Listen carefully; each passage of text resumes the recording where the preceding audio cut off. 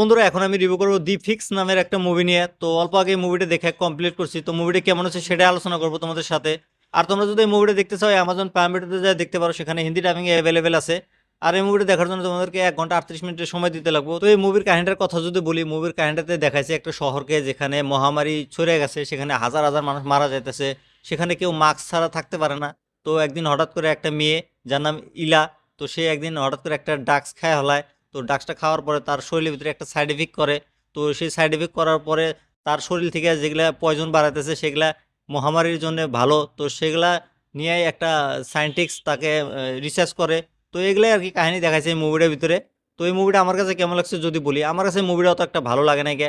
আমি আশা করছিলাম, যেরকম পোস্টারটা দেখছিলাম, পোস্টারটা দেখে ভাবছিলাম মুভিটা অল্প হাই ফাই লেভেলের মুভি হবো, তো ওরকম একটা মুভি হয় নাই গে।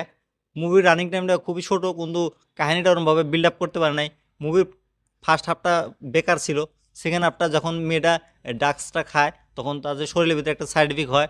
তো তখন থেকে মুভিটা ভালো লাগে অল্প। তো এই মুভির ভিএফএক্সের কথা যদি বলি, মুভি ভিএফএক্স ভালো খাটেছে, হলিউডের মুভি ভিএফএক্স ভালো হবে এটা স্বাভাবিক।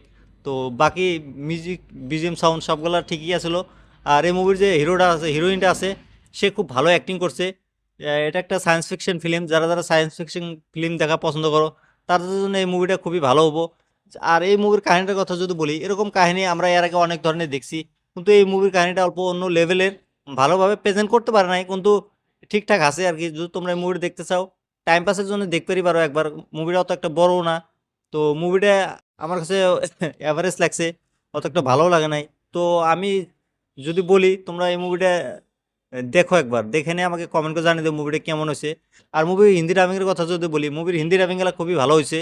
আর মুভিটা তোমরা দেখো, দেখে আমাকে কমেন্ট করে জানিয়ে দিও মুভিটা তোমাদের কাছে কেমন লাগছে, আর আমার রিভিউটা কেমন লাগছে সেটাও কমেন্ট করে জানিয়ে দিও। আর এরকম রিভিউ দেখার জন্য আমার এই চ্যানেলটা সাবস্ক্রাইব করে দিও।